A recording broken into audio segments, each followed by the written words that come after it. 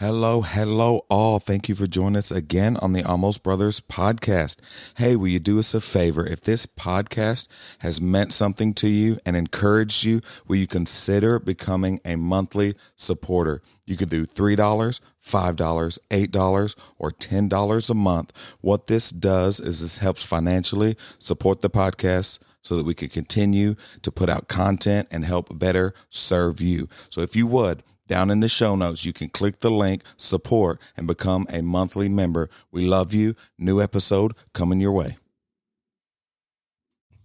What's up, everybody, and welcome back to a brand new episode of the Almost Brothers podcast. On today's glorious episode, we're going to be talking about what do you do when you just don't hear from the Lord? How do you get through it? Coming up.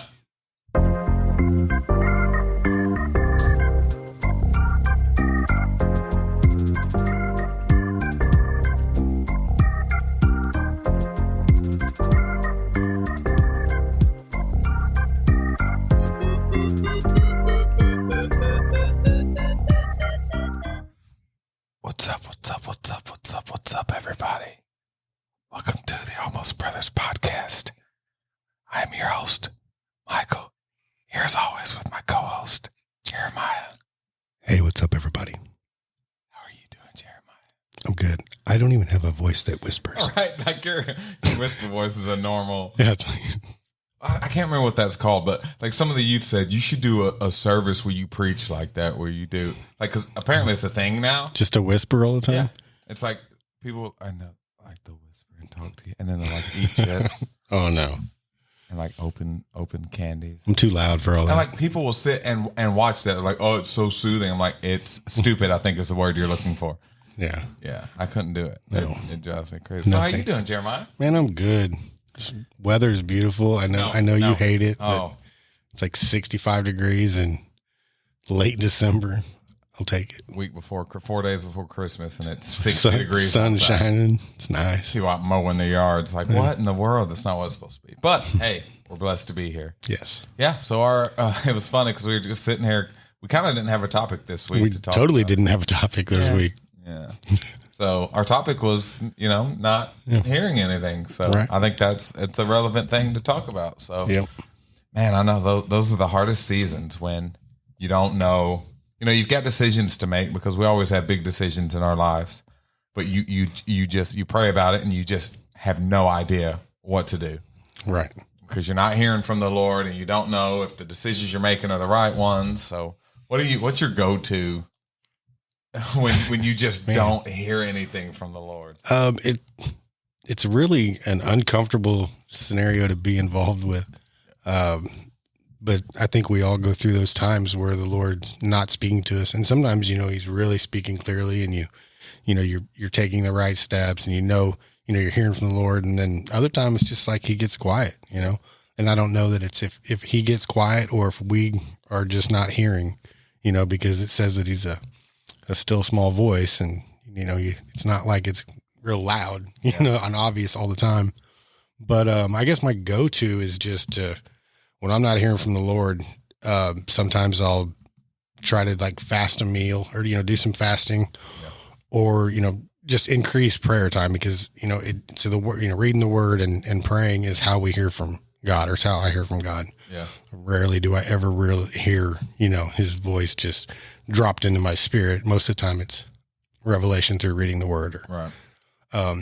But man, I don't know. I think when you're not hearing from the Lord and when it seems like he's just kind of removed his hand from you, not the hand of protection, but just kind of that nudging in this direction or that direction, when you feel like you're kind of out there on an island by yourself, it's uncomfortable for me. And I'm always just ready for him to come back and, kind of start steering the ship again, because you ask him, Jesus, take the wheel, but sometimes it doesn't, feel that way. Oh yeah. What somebody told me once, the teacher is always silent during the test. Mm-hmm. I love that. It's like, oh yes, that's so true. And I think that's what it is, he gives us certain times in our life to where, okay, now I've been teaching you and I've been molding you and making you. Now let's see you make the right decisions. Not when it's just perfectly laid out right in front of you, when you've got to know at that moment, like, what do I need to do? It's like, I'm going to see, I'm gonna test you. I'm gonna see, if That's you're, perfect. Yeah. Cause that, like I was just saying, when you read the word, that's how you increase your faith. Faith come by hearing the word. So when you're building that faith, but then it's really useless until it's tested. Yeah. So when something happens and comes against that, then we have that chance to exercise that faith. Yeah. And so, it's perfect. Oh, yeah. I like that. Yeah. And I know Richard, he was having a rough week last week going into this week. And I remember he called me, I think it was Saturday or maybe Sunday afternoon. And he said, man, I know that the Lord is working on me and he's got some big plans for me because everything seems to be happening to me all right now. Like it's like every day of last week, something came up or something bad was happening in him and his family's lives. So it was just awesome to hear that. And it inspired me as everything, it seemed like I always say all hell was breaking out in their lives, that he can look at that as a learning moment and as a teaching moment and say, oh man, this is an opportunity to grow and to better myself and to make sure I'm standing firm in the Lord. It was just awesome to hear, because it's easy to tell somebody that, like, oh, the Lord's with you, he's got you through it. Well, it's easy to say that when you're not the one going through it. That's right.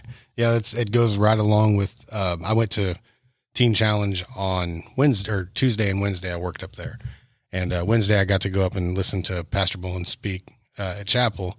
And that's what he talked about was in 1 Corinthians 16:9, I believe. And then where it says, for a wide and effective door has been opened for me, or to me. It said, and there are many adversaries. Yeah. So when we're kind of on the cusp and we have something that God is trying to do for us, open up a window of heaven in our life, there's going to be the more effective the door, the more adversaries. Yeah. The more things is going to come against that. And we just have to stay, committed and stand on those promises of God to where we don't give up. In the face of, when we're facing that opposition and things are coming against us, we have to stand firm and believe that the reason that we're facing all this stuff is because God has something great in store for us. Yeah. And so, and that's one of the things that he hit on, Wednesday when I was up there, was just the more opposition you face, the greater that blessing or the greatest that opportunity. Yeah. And then, you're on the right path when that stuff's coming against you. Yeah. Well, so how's everything going up there? Y'all redoing kind of what I did? Yeah, they had like a prayer room under the chapel that was it needed some updating, so we put a little tile in it and stuff. But yeah, they've got a lot of things going on. They're trying, they're getting ready to begin building the learning center, which burnt down. Yeah, and I don't know when that's going to start, but that's something that's coming up. And then they've got another thrift store. They bought an old grocery store. They're turning it into a thrift store. Oh, cool. So I don't know how much I'm supposed to talk about all that stuff, but yeah, they got a lot going on. My buddy Jeremy, who was on the show a few months ago, he's busy. Yeah. He said especially with Christmas and everything else going on, they got a lot of irons in the fire right now. Yeah. I think he's excited about going home. There was another in the fire. Oh, that's not what I was talking about, irons. Okay. There's not people in the fire, just irons. Wait a second. Yeah, man, it's so hard to stay positive in those moments where you feel like the Lord's not speaking to you. Because I know for me anyway, of course we always talk about our personal, opinions on the matters, but I always feel like I start going down a list like, okay, well, what did I do wrong? And that God, that you've kind of left me stranded out here. And it's not always that. It's not always we did something wrong or we messed up or whatever. Sometimes it's the strongest soldiers, he'll give the biggest test to. Mm-hmm. And I know I can't be the only one that looks at that goes, man, everything's going wrong and I can't understand and I'm not getting any answers. It's like, what have I done wrong? What do I need to change? And sometimes it's not that. It's just you're going the right way, like you're doing the right thing. Right. Just keep pushing and striving forward.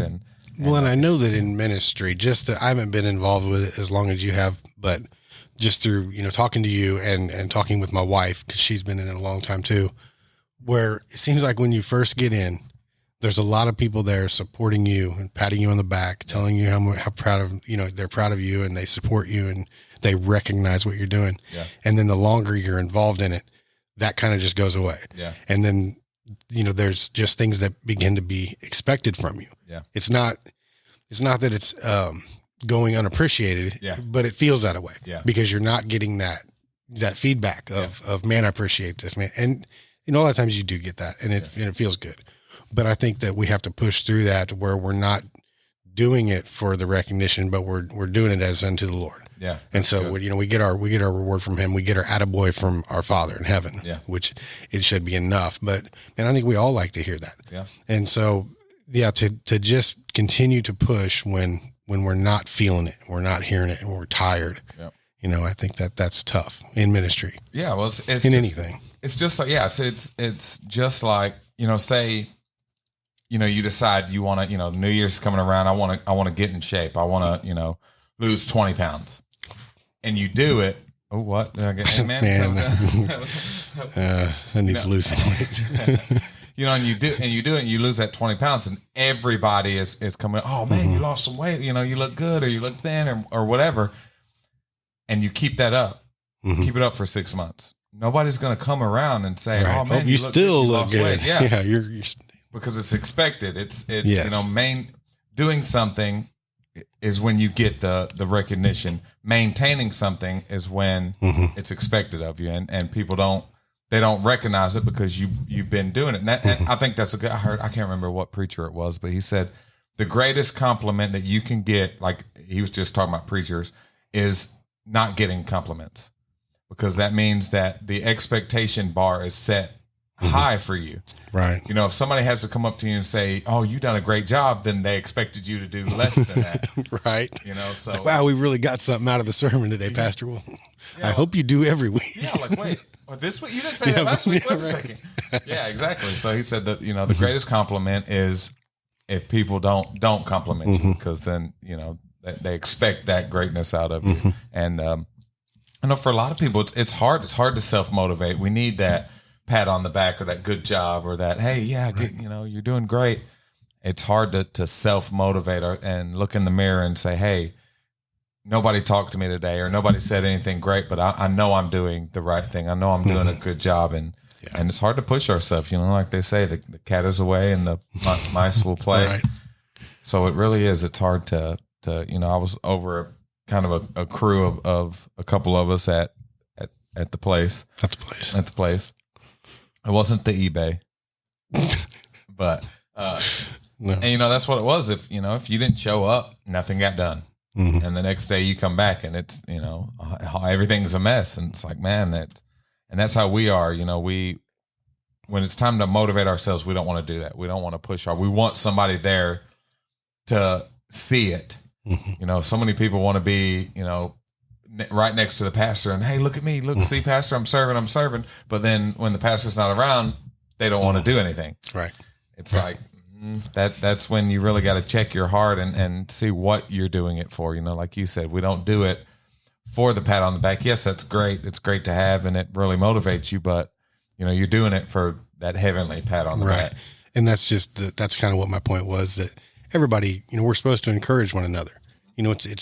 Encouragement feels good, and it feels good to encourage other people and see it lift their spirits, but that can't be the motivating force for it. Yeah. That can't be what motivates us and propels us to do things, because we'll be let down in that. Yeah. Because it's like, and it seems like kids, like when we grew up, we were either on one side of the spectrum or the other. It was like, you either had parents who were fully supportive and went to like all the games and everything and did everything for you and was just so proud of you and praised you, or you had parents who were absent, and had nothing to do. And there was very little middle ground where I grew up, and so it's like those, seeing people grow up like myself, it's like, you have to learn how to deal with that in both scenarios. Yeah. Not when neither one is real healthy. Right. There's got to be a balance in that. But it's just, so when people, you get into that adulthood, like you dealing with the youth, you've got a lot of kids that come from a lot of different backgrounds, and some of them are never even told they're appreciated or loved or cared for, or, they don't have a parent that gives them that feedback, that's positive like that. So, just as you grow up, then you got to learn how to really, you have to, like we said, motivate yourself, and you have to do things as the Father requests you to do them, as when something gets laid on your heart to do it, you obey, and then the Lord rewards you. Yeah. It was maybe a month and a half ago. I just came up here. I got a little bit of work done. I went to use the John. That's still so funny. Like, it's so funny. I went to use the John. The loo. And There was there was a toilet. It was stopped up, you know, and it was pretty rough. And I think it was like the day after youth, but anyway, the toilet was stopped up, and you know, instead of walking past it, you know, I went in there and and if you know me, you know that's not something that. Yeah, you know, that's not. Yeah, Like, I'm trying to picture it. I can't. And Did you have like the whole like hazmat suit I know, on and everything? I Like, felt like I put gloves on. I put gloves on, and yeah, it was. But as I was cleaning it, you know, I mean, cleaning it like Ajax with the brush thingy, and I mean, really cleaning it, just getting in there, doing work, just getting in there real good, because I mean, it was stopped up pretty. It was the boys' room, so you can imagine what that was like.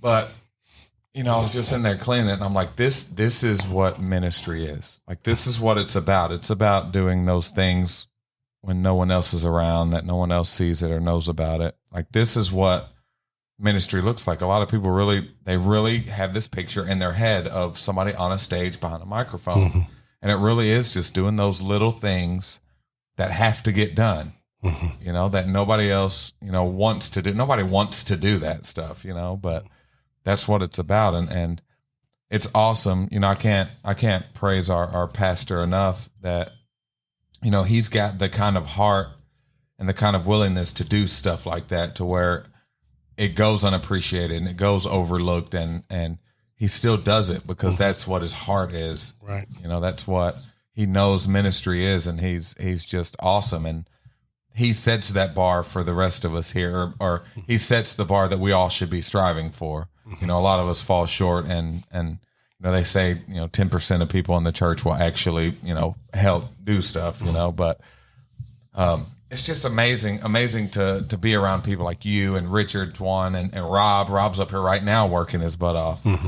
It's awesome to be around people like that will do those things when no one else is looking, Right. because it has to get done. You know? Right. That's And ministry. You said something there about, you know, pastor and the vision that he has, you know, and a lot of times, you know, that goes with what we started talking about. When you're not hearing from the Lord, you know, get with someone who is, Yeah. you know, because sometimes we get in a place where we're not seeing clearly, or we're not hearing clearly from the Lord. And so, you know, get with somebody you know is, and jump on board with what they got going on, and until it kind of sparks something within you. You know, that's why we're a body of Christ. It's not just one of us, you know, we all have a part in that. Yep. And I think that sometimes if you get a little stagnant and some things are, you know, like you said, you just got a little block there, man, get with somebody who's hearing, get with somebody who's on fire. Yeah. You find with somebody that's going to motivate you to work harder and be better and serve more and get in and help with you. I mean, you do that for me a lot.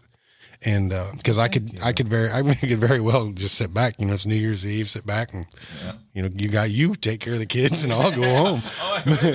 But really, you know, you asked me to come up here, and my wife and I to speak a little bit, and it's just really cool. And I need that. I need that push, because I'm not the kind of person that does that on my own. Right. You know, I'll do whatever somebody asks me for the most part, but you know, it's sometimes to just come up with all that on my own. I'm not that guy. Right. Not at this season. Not at this season. Excited for it too. Yeah, it's because it really, awesome. like I say, when you talk, man, you've got power behind you. You don't talk a lot, you know, like you said, you're not that kind of step first type.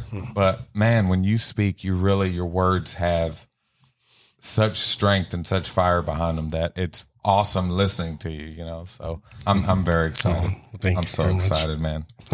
Yeah, it's gonna be a blast. It's gonna be cool. And the games you got lined up. What do you call it? Gaga lady? Oh yeah, Gaga there's ball. no lady in it. Yeah, I keep trying to say lady. There's no lady. No. So it's just Gaga ball. Just Gaga ball. Yeah. Okay. Yeah, so it's like, have you ever seen it like played or anything? I have a mental picture because you've told me about it one time, and I don't. Oh, it's so fun. Are you going to get in there and play? Absolutely. Okay. I'm really excited. And Mark put it together, man. He's another unsung hero back there. Just all these people, you know, that I could think of just helping. I mean, you know, just in the youth group that helps like behind the scenes and helps get things set up, and cameras and music and sound and games, and mom, you know, running the kitchen, and Jennifer helping in there. And it's amazing seeing those people that are willing to do that stuff. But But yeah, it's going to be a blast, man. I'm so excited for it. Right. So excited. We're going to play like minute to win it type games, and we've got that set up, and we're going to do Among Us, a live in person Among Us. That's going to be fun. No idea. No idea. All right, Grandpa. Sure. Is that on the YouTubes? Oh my God. Is that on channel 12? Yeah. Oh, bless her heart. Yeah. That lady did not know. That's so funny. Told her to check out our podcast. Is that on channel 12? No.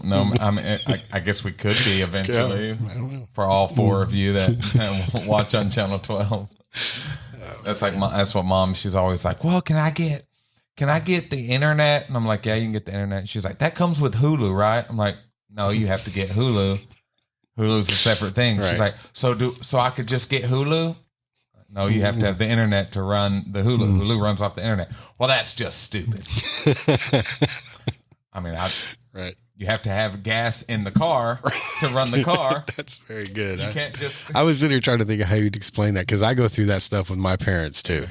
I mean, my dad's still paying like $170 a month for cable TV, just Dish or whatever. Yeah. Because he's got like sports packages and stuff and things added on. Watches 4 channels. And literally watches maybe 4 channels. And I'm like, Dad, you can just get internet and then get like a Hulu or something. For half that price. Get Hulu Live even, where you can get your locals and everything. Anyway, so trying to explain that stuff to him is difficult. I like the whole like buying gas without having the car. Yeah. Like I'm going to use that. Yeah, and that's why. And she's like, "Well, whatever. That's still just stupid." I'm like, "Well, that's how it is. You have to have. You can't just run one without the other." Right. I give you a can of gas. That's not going to get you anywhere. I give you a car with no gas in it. It's not going to get you anywhere. You kind of got to have both. It's a package deal. But she's going to kill me when she listens to this. Love you, Mama. Oh man. So what is y'all's? I know we kind of talked about it a little bit last episode, but what are y'all's plans for Christmas? Do y'all have we leave out Wednesday. Do y'all have any like traditions that you do every single year? Man, not really, because her and I've only been married a couple of years now. Well, with this. Year and a half. So seems like much longer. No. That's right. Where's the it was a joke. I love my wife. But so we go up Wednesday, and then we're going to do Christmas Eve with her parents, and then and her sister and family and brother. And then we go to my mom's Christmas Day. I have my daughter there and stuff, and so we just kind of bounce back and forth. We've got a lot of family to the blended family thing. It makes it difficult to see everybody, because this year was better than last year though, because Christmas falling on a Friday. Yeah, she got Thursday, Friday, and then we have Saturday and Sunday. But typically she just has 2 days off. The day of Christmas Eve and then Christmas Day, and then back to work the 26th. So we'll actually get to do a little bit more this year, which we're excited about. And both of y'all's families are both. They're both up at the lake. Yeah, they're like 8 miles apart, so that's nice. At least we don't have to travel and then travel. Now, for real. Now, did y'all went and dropped the kids off? Is that? Yes, they came down and did like an early Christmas. Her kids did with their grandparents and over in Greenville. And so her daughters came down and picked up Max and Ben, and they went back with them Saturday. So we're kidless. Yeah, because we were gonna call y'all, because we went up there. We went to pick my sister up and bring her and her kids down. So we were gonna call y'all while we were up there and see if y'all want to like grab something to eat or something. But I was like, man, I don't think they said we didn't drive in. Yeah, we didn't drive up. That's what's up. It's kind of cool. We actually go up there for Christmas, and then we come back, and the kids are staying all the way up until like the 30th, I think. So. Oh man. Yeah. Oh, nice. We gonna have new babies on the way? Is that what's gonna happen? No, we're not. We'd be like 75 years old while they're graduating high school. Yeah, I'd be that old. Oh, somebody's grandparents are here. That's my mom and dad, man. Leave me alone. Oh, we don't want that. And I'm really excited. We kind of talked about it, me and Jamie, on here on some past episode, where we really do miss my sisters and my niece and nephew. And to have them down, even though Annie, I think she's still going to try to sneak down for Christmas, but she has to work this week. But my sister Denise and her kids are down, and we're just super excited to have them down. Sometimes when we have our family around, they kind of get annoying, and we don't see them as much as we should, And once they moved, it was like we missed them. We really do, So it's awesome having them down, and I at least got to see my other sister Annie when I went up there to pick her up. But I'm just excited. I love it. This is my time of year. You love this time. Yes. And then Jamie's birthday is coming up at the end of January. So from like October 1st to the end of January, that's my It's your sweet spot. I love Cold it. weather, Yes. nasty weather, Yes. rain Cold, and nasty sleet, weather. snow. Halloween, Thanksgiving, Christmas, Jamie's birthday, New Year's. Like that's I love it. But I'm trying to figure out, I'm trying to pinpoint what I'm gonna do for her birthday. I try to go like all out on Christmas and birthdays. But I just don't know, man. We'll talk about it off air, but I just don't know. Because there's something else that I text you about that we'll talk about also. But I'm excited for her Christmas present because it's on the way. I was biting my nails and just stressing out like, man, I'm going to have to go get like a backup and then wait on this one to come in. And I was like, am I going to shuffle it and use this one for her birthday? And, Right. But it's on the way. So Well, Missy and I just kind of bought each other stuff, Yeah. Like before Christmas. She wanted clothing.